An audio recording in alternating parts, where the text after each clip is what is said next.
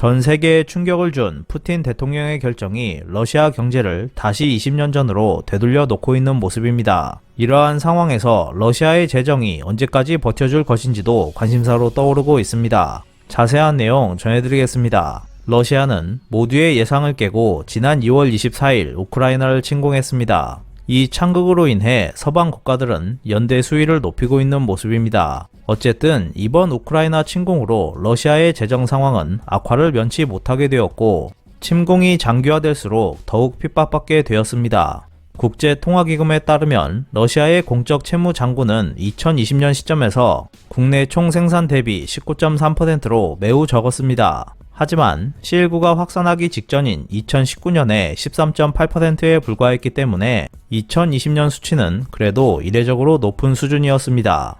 2021년에는 17.9%로 추정되고 있지만 여러 상황을 감안하면 좀 더 팽창했을 가능성이 높아 보입니다. 그래도 러시아의 공적 채무 잔고는 국제사회와 비교하면 매우 적은 편입니다. 2000년대를 전후해 빠른 경제 성장을 거듭하고 있는 브릭스 국가들과 비교하면 2020년 기준 브라질은 98.9%, 인도 89.6%, 남아프리카 69.4%, 중국 66.3%이기 때문에 러시아의 재정은 지극히 건전하다고 할 수 있습니다. 그렇다고 해도 러시아가 재정을 확장할 여지가 있다고는 할 수 없습니다.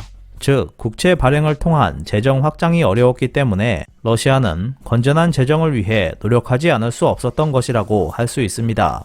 그 결과가 GDP 대비 낮은 공적 채무 잔고로 연결되고 있습니다. 그렇다면 왜 러시아 정부는 국채를 대대적으로 발행하지 못하는지 궁금해집니다. 러시아 정부가 국채를 대대적으로 발행하지 못하는 이유는 다양하지만 가장 큰 이유는 과거 재정 위기 경험이 있었기 때문이라고 할 수 있습니다. 1998년에 있었던 러시아 위기는 1991년 12월 소련 붕괴 이후 겨우 일어서던 러시아 경제를 빈사 상태로 몰아넣었습니다. 그 후 러시아 경제는 환율과 고유가로 되살아나긴 했지만 그런 행운이 다시 찾아올지는 확실치 않은 상태입니다. 당시 러시아 위기는 러시아 정권이 대외 채무를 지불하지 못하면서 발생했습니다. 이러한 경험 때문에 푸틴 정부는 대외적 취약성을 싫어했고 외국인 투자가들은 러시아의 채무 불이행 위험을 두려워했습니다. 러시아 재무부에 따르면 러시아 국채의 외국인 투자 비율은 2020년 기준 26%이며 명목 GDP 대비 5% 정도였습니다. 여기서 외국인 투자 비율이 더 늘어나기는 쉽지 않아 보입니다. 러시아 내에서도 국채를 소화하는데 한계가 있습니다. 거기에는 두 가지 이유가 있습니다. 첫 번째는 예금 부족으로 러시아 시중은행들의 국채 보유 능력이 한계에 다다랐다는 것에 있습니다. 세계은행에 따르면 러시아의 국내 총저축률은 2020년 기준 29.8%로 높았습니다. 하지만 그 규모는 명목 GDP 대비 70.4% 수준이었고 중국의 211.4%와 비교하면 압도적으로 적은 수치였습니다. 즉, 러시아의 저축률은 높지만 은행의 예금이 적은 경제이며 그만큼 통화에 대한 신용이 내외적으로 약한 경제라고 할 수 있습니다. 이런 상황에서 러시아 중앙은행이 국채를 대거 사들인다면 통화 가치는 폭락할 수밖에 없을 것입니다. 결국 중앙은행이 국채를 인수할 수 없다는 점이 러시아 국채가 안고 있는 제2의 걸림돌이 된다고 할 수 있습니다.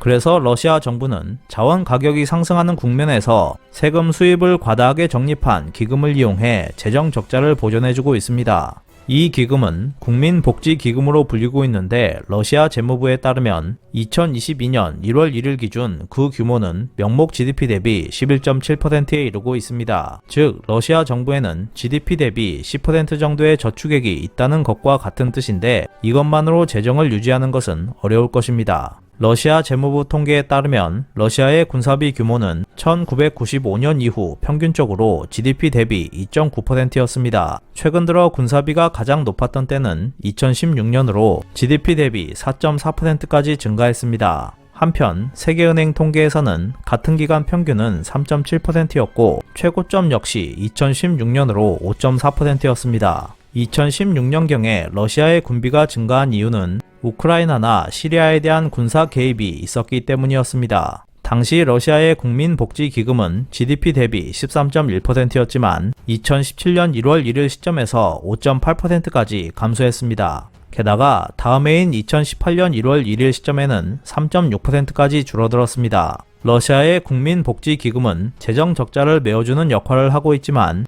군사비를 충당하는 데 쓸 가능성도 충분히 있습니다. 결국 러시아의 재정을 감안하면 군사비를 확대하는 것에는 한계가 있을 수밖에 없습니다. 그것을 알고 있는 푸틴 대통령은 우크라이나 침공을 단기간에 끝내려고 했을 것입니다. 어쨌거나 분쟁이 장기화될수록 러시아의 재정 상황은 더욱 악화될 것이고 나아가 경제를 지속시킬 힘은 약해질 것입니다. 게다가 현재 러시아 통화 루블화의 시세는 미국의 금리 인상과 우크라이나 침공 영향으로 크게 하락했습니다. 사실 러시아에서도 전 세계적인 금리 인상 영향으로 인플레이션 압력이 높아지고 있었기 때문에 러시아 중앙은행은 작년부터 금리 인상을 진행시켜 왔습니다. 우크라이나 침공 후에는 기준금리를 20%까지 올려버렸습니다. 그 결과 개인 소비와 건설 투자에 대한 하방 압력도 점차 높아지고 있습니다. 더군다나 서방 국가들은 러시아 중앙은행을 국제 결제망인 스위프트에서 배제하기로 결정했습니다.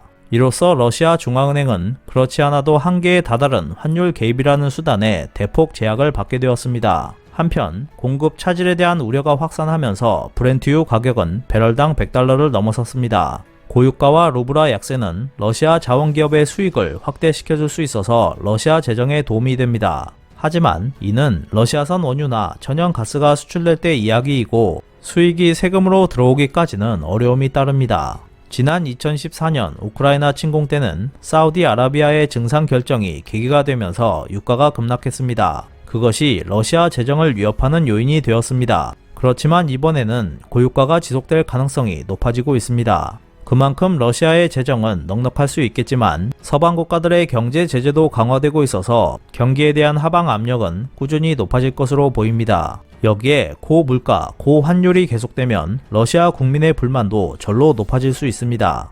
2024년에 대통령 선거를 앞두고 있는 푸틴 대통령은 러시아인들의 반감이 높아지는 것을 피하고 싶을 것입니다. 푸틴이 우크라이나에서 쉽게 손을 때리라고 보기는 어렵지만 사태가 장기화될수록 러시아의 재정은 어려워지고 경제가 살아나지 않으면서 러시아인들의 불만은 확실히 높아질 것입니다. 정치는 때로 경제를 능가합니다. 경제력 또한 정치적 결단을 좌우하기도 합니다. 어쨌든 이번 우크라이나 침공으로 러시아 경제는 깊은 타격을 입게 될 것입니다. 푸틴 대통령으로 인해 일어난 20여 년에 걸친 러시아의 경제적 번영과 안정은 아이러니컬하게도 그의 잘못된 결단으로 사라지고 말았습니다.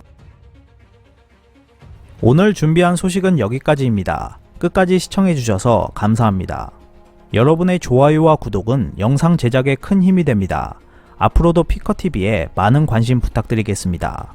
오늘도 즐겁고 멋진 하루 보내세요. 다음 영상에서 뵙겠습니다.